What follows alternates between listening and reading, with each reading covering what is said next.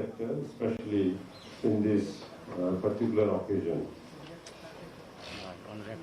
We have with আমাদের সাথে আরো এখানে উপস্থিত আছেন আমাদের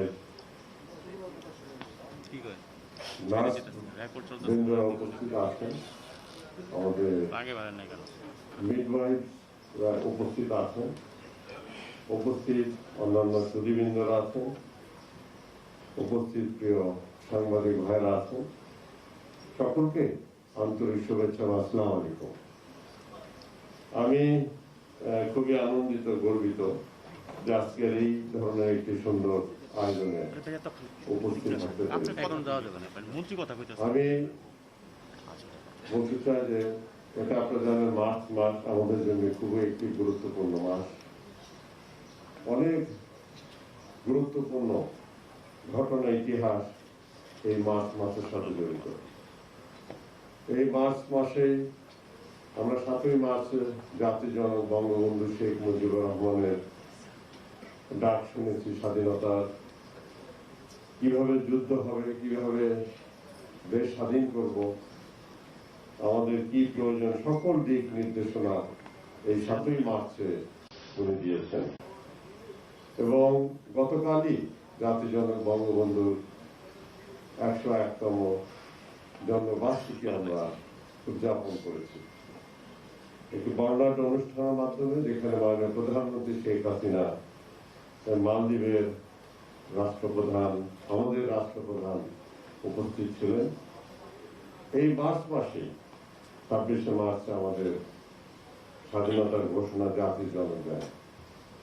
অনেক গুরুত্বপূর্ণ এই মাস, তাই আমি এই মাসে প্রথমে স্মরণ করব জাতির জনক বঙ্গবন্ধু শেখ মুজিবুর রহমানকে, ওনার পরিবারের সকল শহীদ সদস্যবৃন্দদেরকে, স্মরণ করব সকল মুক্তিযোদ্ধাদেরকে, যাদের রক্তের বিনিময় এই বাংলাদেশ আমরা পেয়েছি, এই ভূখণ্ড আমরা পেয়েছি, আমরা স্বাধীন হয়েছি, মাথা উঁচু করে পৃথিবীতে দাঁড়াতে পেরেছি। আমাদের স্বপ্ন আমরা প্রত্যেকে বাস্তবায়ন করার সুযোগ পেয়েছি, আমরা চেষ্টা করছি। আমরা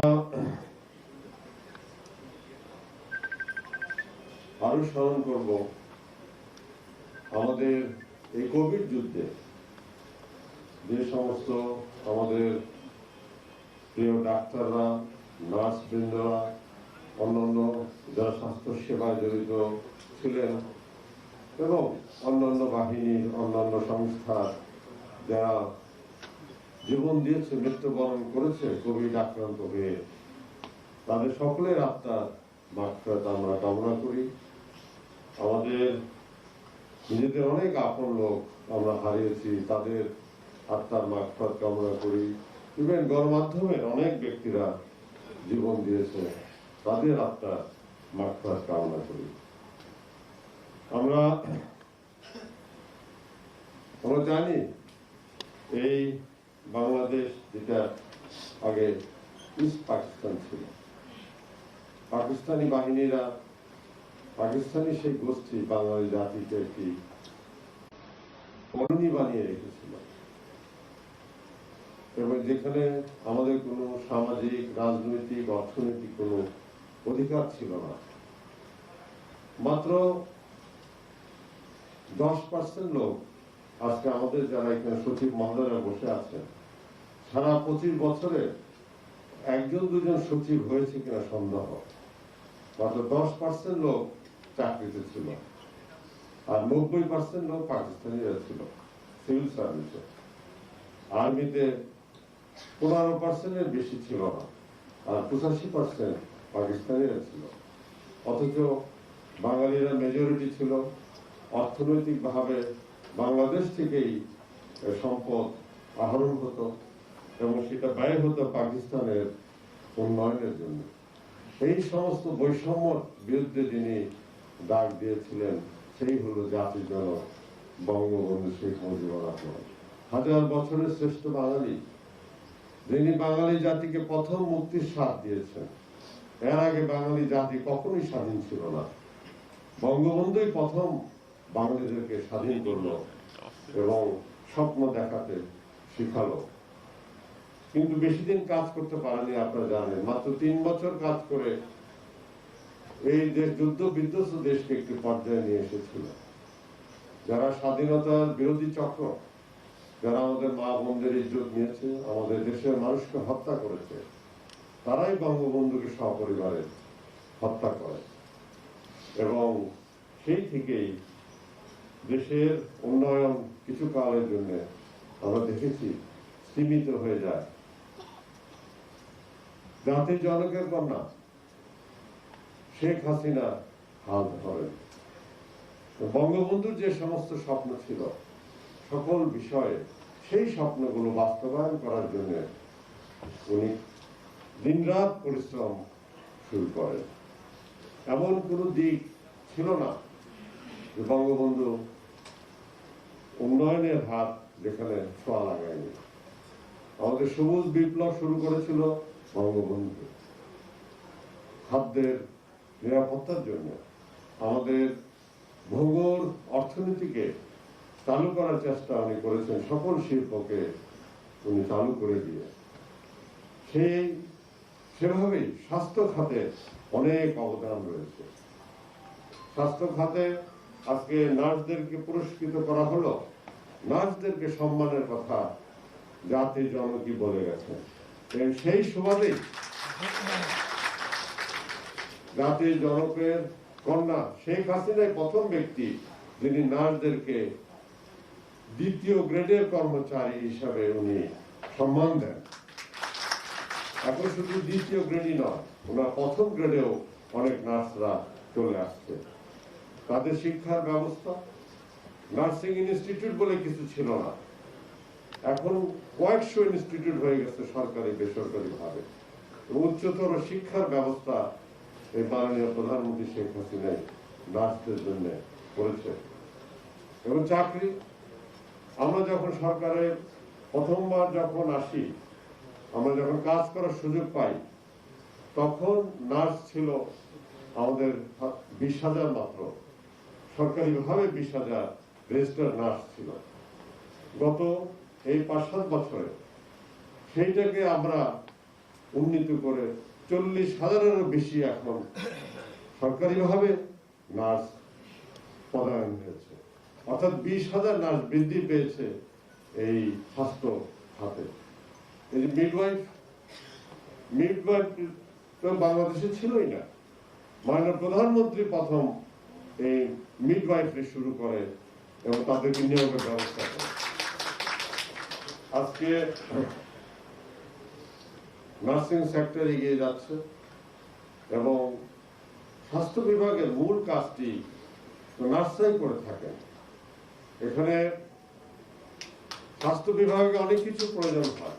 একটা চিকিৎসা দেওয়ার জন্য একটা হাসপাতাল লাগে, চিকিৎসা দিতে গেলে যন্ত্রপাতি লাগে, চিকিৎসা দিতে গেলে ওষুধ লাগে, এবং চিকিৎসা দিতে গেলে বিশেষজ্ঞ ডাক্তারের পরামর্শ লাগে। তারপরে কি? তারপরে রুগীকে কে, একটা বিল্ডিং তো আর রুগীকে সেবা দিতে পারে না, একটা যন্ত্র তো একটা রুগীকে সেবা দিতে পারে না। সার্বক্ষণিক সেবা, রুগীর পাশে থেকে নিজের জীবনের ঝুঁকি নিয়ে কে কাজটি করে, এখনো কে কাজটি করে, কোভিডের সময় কে কাজটি করে, কে জীবনের ঝুঁকি নেয়, সে হলো একজন নার্স। কাজেই নার্স যে 70% এই স্বাস্থ্যসেবা কাজ করে, এটা অবাক হওয়ার কোনো বিষয় না। আগামীতে 70 কেন, এটা আরো বেড়ে যাবে, এটা 80% চলে যাবে। এই নার্সরাই এই সেবা চলে আসবে। আমরা জানি এই বাংলাদেশে স্বাস্থ্য সেবার পাশাপাশি আমাদের যারা মহিলা আছেন, আমাদের মা বোনেরা আছেন, তাদের খুব সুযোগ সুবিধা ছিল না, এটা আমরা জানি। এখনো যে 100% তারা সমকক্ষ হয়ে গেছে পুরুষদের, সেরকম নয়। কিন্তু যিনি বাংলাদেশে আমাদের মেয়েদেরকে যে সঠিক জায়গায়, তাদেরকে সম্মানের জায়গায় যিনি নিয়ে যাচ্ছেন, তিনি হলেন বর্তমান প্রধানমন্ত্রী শেখ হাসিনা। আজকে আপনারা লক্ষ্য করবেন যে বয়স্ক ভাতা, বিধবা ভাতা কে দেয়? শেখ হাসিনা দেয়। মাতৃত্বকালীন ভাতা কে দেয়? শেখ হাসিনা দেয়। মাতৃত্বকালীন ছুটি 6 মাস বাড়িয়েছে, 6 মাস দেয়, কে দিয়েছে? শেখ হাসিনা দিয়েছে। শিক্ষা খাতে বিনামূল্যে বই, বিনামূল্যে লেখাপড়া, সেই ইন্টারমিডিয়েট পর্যন্ত বা গ্রাজুয়েশন পর্যন্ত এই ব্যবস্থা কে করেছে? শেখ হাসিনা করেছে। আজকে চাকরির বিষয় কোনো বৈষম্য নাই। আজকে চাকরির বিষয় সেনাবাহিনীতে চাকরি আছে মেয়েদের, পুলিশ বাহিনীতে আছে, জাজ সাহেব আজকে জজ হচ্ছে মেয়েরা, পুলিশের আইজি হচ্ছে মেয়েরা, পুলিশের এই বিভিন্ন পর্যায়ে আর মেয়েরা আর্মিটা জেনারেল পর্যন্ত পৌঁছে গেছে এবং সর্বক্ষেত্রে মেয়েদের সুযোগ সুবিধা করে দিচ্ছে মাননীয় প্রধানমন্ত্রী শেখ হাসিনা। শিক্ষা খাতে এখন, চাকরি খাতে, প্রাথমিক শিক্ষা খাতে 60% যে চাকরি মহিলাদের জন্য, এটা আপনাদের জানা দরকার। ইভেন রাজনীতিতেও আজকে মহিলারা এগিয়ে আসছে, তারা অনেক বলিষ্ঠ ভূমিকা রাখছে। আমাদের পার্লামেন্টে 65টা সিট হলো মেয়েদের জন্য রিজার্ভ করা আছে, যেটা আগে কম ছিল। সব দিকে এগিয়ে যাচ্ছে, কারণ যদি কিনা আমাদেরকে, আমাদের মেয়েদেরকে সঠিক জায়গায় নিতে হয়, যদি তাদেরকে ক্ষমতায়ন করতে হয়, ওমেন এম্পাওয়ারমেন্ট করতে হয়, তাদেরকে শিক্ষা দিতে হবে। শিক্ষার কোনো বিকল্প নাই। শিক্ষা দিলে তারা নিজেরাই নিজেদের জায়গা করে নেবে এবং তাদের একটা প্রোটেকশন দিতে হবে, যেটা রাষ্ট্রীয়ভাবে শেখ হাসিনা দিয়ে যাচ্ছে। একটা প্রোটেকশনের দরকার, ল প্রোটেকশন দরকার। আমরা এখনো দেখি যে অনেক জায়গায় বৈষম্য আছে, আমরা অস্বীকার করবো না, বৈষম্য আছে। বৈষম্য আমাদের গ্র্যাজুয়ালি দূর করতে হবে, আমাদের সেই মানসিকতা চেঞ্জ করতে হবে, তবে এই বৈষম্য দূর হয়ে যাবে। আমাদের, আপনারা দেখেন যে আমাদের মায়েরা ঘরের কাজ করে, পাশাপাশি সে অন্য তার কর্মক্ষেত্রেও তাদের যেতে হচ্ছে। আজকে ঘরের যে কাজটা করে তার কোনো মূল্যায়ন হয় না, জিডিপিতে মূল্যায়ন হয় না। কিন্তু আজকে এই বিষয় নিয়ে বিশ্বজোড় আলোচনা হচ্ছে যে ঘরের যে কাজটি মায়েরা করে থাকে সেটা ধরলে পরে আমাদের যে বর্তমান জিডিপি আছে তার দ্বিগুণ হয়ে যাবে জিডিপি, যদি ওইটাকে আমরা ভ্যালুয়েশন করি। কিন্তু সেটা আমরা ভ্যালুয়েশন আমরা করি না। কাজেই আমরা সঠিক পথে আছি। আমাদের দেশের মেয়েরা সুযোগ পাচ্ছে, আরো সুযোগ পায় এবং তারা ভালো করে দেখাচ্ছে। এই বড় বড় এন্টারপ্রেনাররা হচ্ছে, ব্যবসা বাণিজ্যতে চলে আসছে। গার্মেন্টস সেক্টরের 80% এমপ্লয়মেন্ট তারা জেনারেট করছে এবং 80% এক্সপোর্টও গার্মেন্ট সেক্টর থেকে আসে। অর্থাৎ মেয়েরাই বাংলাদেশের 80% ফরেন কারেন্সি আর্ন করতেছে। আমাদের দেশে খেলাধুলার মধ্যে মেয়েরা পিছিয়ে নাই, নারীরা আন্তর্জাতিক পর্যায়ে নাম করেছে। সে ক্রিকেটে, ফুটবলে তারা চ্যাম্পিয়ন হয়েছে, যেটা ছেলেরাও পারে না, মেয়েরা সেটা পেরেছে। আমি বলতে দ্বিধা করব না, মেয়েরা কিন্তু কর্মী হিসাবে ভালো ছেলের থেকে তুলনামূলক ভাবে। তারা মোর অনেস্ট, তারা বেশি অনেস্ট, তারা ডেডিকেটেড, তাদের সহ্য ক্ষমতা অনেক বেশি পুরুষদের থেকে। ভালো কর্মী, দুর্নীতি তারা, মহিলারা বেশি দুর্নীতি করে না, দুর্নীতি পুলিশরা বেশি করে। তাদের এইদিকে যদি আমরা তাকাই যে তারা স্যাক্রিফাইস করে আসছে, স্যাক্রিফাইস যারা করতে পারে তারাই জয়লাভও তারাই করতে পারে। কাজে এগিয়ে যাচ্ছে। সমাজে কিছু পরিবর্তন অবশ্যই আসতে হবে। মাইন্ডসেট এখনো আমরা ট্যাবু আছে যে আমাদের একটা ছেলে সন্তান হলে আমাদের দেখাশোনা করবে। মেয়েও আসলে বাপ মানে মেয়েরাই বেশি দেখাশোনা করে ছেলেদের থেকে। কাজে এই পরিবর্তনগুলো আস্তে আস্তে আসবে। আমাদের এই মাইন্ডসেট, সোশ্যাল ট্যাবু, এগুলো আস্তে আস্তে পরিবর্তন হবে। হচ্ছে অলরেডি। আমাদের আমাদের যে চাইল্ড ম্যারেজ, শিশু যে এখনো অনেক নির্যাতনের কাহিনী আমরা দেখি, এবং আমাদের যে যে বাল্য বিবাহ যেটা আছে, এই বাল্য বিবাহকে কমাতে হবে। তাহলে পরে আমি মনে করি আমাদের মেয়েদের প্রতি একটি বিরাট, আমরা মনে করি আমরা একটা বিরাট ভূমিকা রাখলাম, তাদের একটা বিরাট অন্যায় থেকে আমরা রক্ষা করলাম। এই দিকেও আমাদেরকে খেয়াল রাখতে হবে। আমি পরিশেষে বলতে চাই যে আপনারা জানেন দেশে করোনা চলছে, করোনা এক মহামারী, বিশ্বজোড়া করোনায় বিপর্যস্ত হয়ে গেছে অর্থনীতি, লক্ষ লক্ষ লোক মৃত্যুবরণ করেছে। প্রায় এখন আমি জানি না ফিগারটা কত, ওয়ার্ল্ডের মৃত্যু প্রায় 30 লক্ষ আমার মনে হয় কাছাকাছি চলে গেছে। কোটি কোটি লোক আক্রান্ত হয়েছে, কিন্তু বাংলাদেশেরও অনেক লোক আক্রান্ত হয়েছিল। আমরা মানে প্রধানমন্ত্রীর গাইডেন্সে আমরা স্বাস্থ্য সেবাকে আমরা অনেক করোনা মোকাবেলার জন্য আমরা অনেক উন্নয়ন করেছি। আমরা নতুন করোনা ডেডিকেটেড হাসপাতাল হয়েছে, করোনার নিয়ন্ত্রণ কিভাবে করতে হয় আমরা এখন শিখেছি। আমাদের সেই ওষুধের ব্যবস্থা আছে, nasal cannula, high flow nasal cannula আছে, আমাদের নার্সরা ট্রেন, ডাক্তাররা ট্রেন, আমাদের বেড ইনক্রিজ করা হয়েছে, ওষুধের ব্যবস্থা করা হয়েছে। এবং আমরা জানি যে মাস্ক পরলে করোনার এই ভাইরাসটা ছড়ায় না, সোশ্যাল ডিস্টেন্স মেনটেন করলে আক্রান্ত হয় না, হাত বারে বারে ধুলে, আমরা স্যানিটাইজ করলে আমরা আক্রান্ত হই না। এই বিষয়গুলো আমাদের জানা ছিল না, এখন আমরা জানি। এখন আমরা এই বিষয়গুলো জানি, চিকিৎসাটাও জানি, সংক্রমণ থেকে রক্ষা, নিজেকে বাঁচিয়ে রাখার যে উপায়গুলো আমরা জানি। কিন্তু আফসোসের বিষয় হলো আমরা সেটা এখন মানছি না। সব জেনেও আগে আমাদের জানা ছিল না, এখন আমরা জানি, কিন্তু এখন আমরা মানছি না। আমরা না মানার কারণে আজকে সংক্রমণ বেড়ে এসে 8-এ উঠে গেছে, যেটা 2-এ নেমেছিল। আজকে মৃত্যুর হারও বেড়ে গেছে, যেটা 5-এ ছিল, 500 পর্যন্ত নেমে গেছিল। আজকে আমরা দেখেছি গত 2 দিন আগে 26-এ উঠে গেছিল, গতকাল একটু কম ছিল 11, আজকে তা এখনো হাতে পাইনি। আমরা করোনা কন্ট্রোল করছি বিদায়ী দেশের ইকোনমি ভালো আছে, দেশের মানুষ শান্তিতে এখনো আছে, দেশের রেমিটেন্স আসতেছে, চাকরি বাকরি এখনো আছে লোকের, শিল্প এখনো চালাতে পারছে।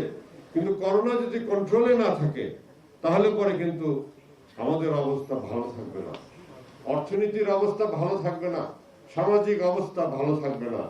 কাজে আমি আহ্বান করব, করোনা বাংলাদেশ থেকে এখনো কিন্তু যায় নাই। আপনারা স্বাস্থ্যবিধি মেনে চলুন, নো মাস্ক নো সার্ভিস এই পলিসি মেনে চলুন। আপনারা সামাজিক দূরত্ব বজায় রাখেন, বিয়ে শাদীর অনুষ্ঠান, ওয়াজ মাহফিল, অন্যান্য যেগুলো আছে এগুলো সীমিত করুন এবং স্বাস্থ্যবিধি মেনে করুন। এখনো বেড়াবার সময় হয় নাই সেভাবে, আপনারা আরেকটু ধৈর্য ধরুন। আপনারা বেড়াবার সময় পাবেন, বেঁচে থাকলে সকলেই বেড়াতে পারবে। কিন্তু আমরা করোনা আক্রান্ত হয়ে যদি বেঁচেই না থাকি তখন আর কেমনে আমরা বেড়াবো, কেমনে আমাদের পরিবারকে দেখাশোনা করব, দেশকে আমরা দেখাশোনা করব। এই জন্য এই আয়োজনে আমি 2-4টি কথা বললাম। আমি ধন্যবাদ জানাই এই ওমেন এন্টারপ্রেনিয়ারদেরকে এই আন্তর্জাতিক নারী দিবসে এই আয়োজনের জন্য, এবং যারা আজকে যারা পুরস্কৃত হলেন 10 জন বিভিন্ন হাসপাতালে, তাদেরকে আমি ধন্যবাদ জানাই। বসেন, আপনাদেরকে ধন্যবাদ জানাই। ওমেন এন্টারপ্রেনিয়ার যারা ইন্টারন্যাশনাল এই আন্তর্জাতিক মাতৃ দিবসে পুরস্কৃত করলেন আমাদের নার্সদেরকে। কাজেই বিশেষ করে এই যে এন্টারপ্রাইজ আছে প্রমিসকোর মৌসুমী ইসলাম, ওনাকে ধন্যবাদ জানাই এই আয়োজনের জন্য। আমাদের নার্সদেরকে সম্মানিত করার জন্য, অনুপ্রাণিত করার জন্য। আমরা আশা করি আমাদের নার্সরা অনুপ্রাণিত হয়েছে এবং আগামীতে তারা আরো ভালো সার্ভিস দেবে, আরো সেবা করবে ভালোভাবে। এবং প্রত্যেকেই এই একটা সেবা, একটা ফল কিন্তু একজনের নয়, সকলে মিলে কাজ করেছে বিধায় কিন্তু ভালো রেজাল্ট আপনি করতে পেরেছেন। কাজে এই সম্মাননা শুধু আপনার একা নয়, সমস্ত নার্সদের, সমস্ত হেলথ সেক্টর থেকে। আপনাদের সকলের সুস্বাস্থ্য, সুন্দর জীবন কামনা করে করোনা থেকে আপনারা ভালো বেঁচে থাকুন এবং ভালো থাকুন। সকলকে ধন্যবাদ জানিয়ে আমার কথা এখানে শেষ করছি। জয় বাংলা, জয় বঙ্গবন্ধু।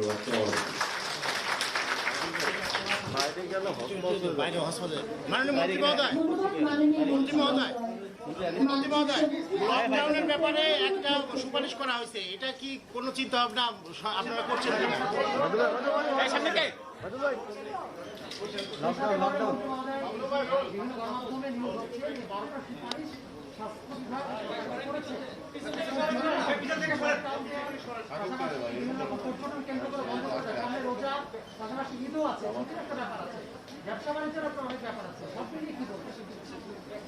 আপনারা জানেন আমার বক্তব্যেই তো আমি অনেক কিছু তুলে ধরেছি। আমরা চাই দেশের অর্থনৈতিক অবস্থা সচল থাকুক, ভালো থাকুক। আমরা এটাও চাই যে করোনা যাতে বৃদ্ধি না পায়, মানুষের যাতে মৃত্যু না বৃদ্ধি পায়, না ঘটে। তার জন্য স্বাস্থ্যবিধি মেনে আমাদেরকে কাজ করতে হবে। এটা আমি বললাম যে আপনারা মাস্ক করবেন, আপনারা সামাজিক দূরত্ব বজায় রাখবেন, আপনারা ভ্যাকসিনটা নেবেন। ভ্যাকসিন নিলে আপনি কিন্তু সুরক্ষিত হয়ে গেলেন না, ওটাও সময় নেবে। কাজেই আমাদেরকে একটু অপেক্ষা করতে হবে। আমাদেরকে লকডাউনের চিন্তা আমরা না, এটা সরকার করে এবং সরকারের সকল সংস্থা মিলে বসে সিদ্ধান্ত হয়। সেই সিদ্ধান্ত এখনো ওটা হয়নি, এটা আগামীতে আমরা দেখব। আমরা আশা করি আমরা যে পদক্ষেপগুলো গ্রহণ করেছি, যে বিভিন্ন জেলা পর্যায়ে নির্দেশনা দিয়েছি যাতে কিনা তাদের সমস্ত অনুষ্ঠানগুলো সীমিত করে এবং যারা মাস্ক পরিধান করে, সামাজিক দূরত্ব বজায় রাখে, মোবাইল কোড চালু করে, যারা মাস্ক পরবে না তাদেরকে যাতে ফাইন করে, এই বিষয়গুলো আমরা তুলে ধরেছি। আমার প্রচারণা বৃদ্ধি করছি। আমরা আমাদের কর্মকাণ্ড আরো জোরদার করছি। হাসপাতালগুলো আমরা প্রস্তুত করছি। সব মিলে আমরা চেষ্টা করছি। আশা করি আমরা কন্ট্রোল হয়ে যাবে যদি আমরা সকলের সহযোগিতা পাই, দেশবাসীর সহযোগিতা পাই, তাহলে করোনা নিয়ন্ত্রণে চলে আসবে। যেভাবে চলে আসছিল এখনো সেরকম পর্যায়ে যায়নি, কিন্তু আমরা যদি না মানি, কক্সবাজারে গত 15 দিনে 20 লক্ষ লোক শুধু ওই কক্সবাজার, বান্দরবান আর রাঙামাটিতে গেছে এবং সেখানে কেউ মাস্ক পরেনি। আপনারা দেখেছেন বিচে লক্ষ লক্ষ লোক মাস্ক ছাড়া ঘুরেছে, তারাই সংক্রমিত হয়েছে। বিয়ে শাদীতে হাজার হাজার লোক আসে, মাস্ক পড়ে না। কাজে এই জিনিসগুলো যদি আমরা পরিহার করে স্বাস্থ্যবিধি মেনে কাজ করি, আমাদের লকডাউনের প্রয়োজন হবে না। আমাদের সব কাজে আমরা সুন্দরভাবে করতে পারবো। এবং সরকারকে আমরা যে সমস্ত আমরা পরামর্শ দিয়েছি, এখন সরকার সেই বিষয়গুলো ভেবে চিনতে ওনারা পদক্ষেপ গ্রহণ করবে। ধন্যবাদ।